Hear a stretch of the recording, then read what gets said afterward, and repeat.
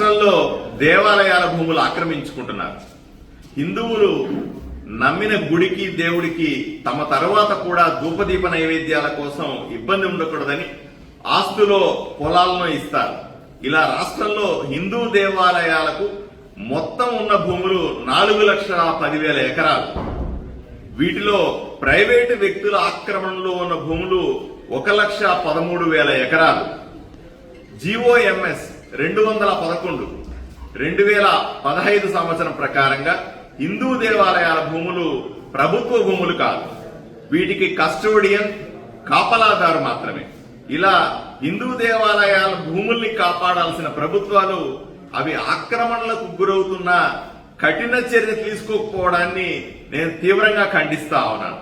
ఇందులో మరొక కోణం కూడా ఉంది.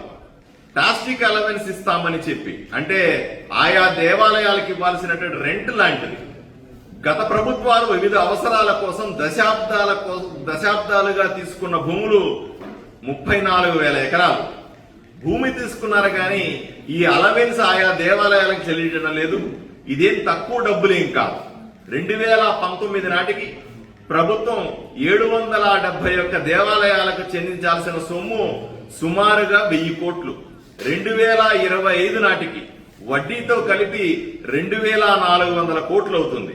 దీన్ని ఎప్పుడు చెల్లిస్తారో ప్రభుత్వం సమాధానం చెప్పాలి. హిందూ దేవాలయాల జోలికొస్తే ఊరుకునేది లేదు. ఆలయాల భూములు ఆక్రమిస్తే కఠినంగా శిక్షిస్తామనే విధానం ప్రభుత్వానికి ఉండాలని నేను కోరుకుంటా ఉన్నాను.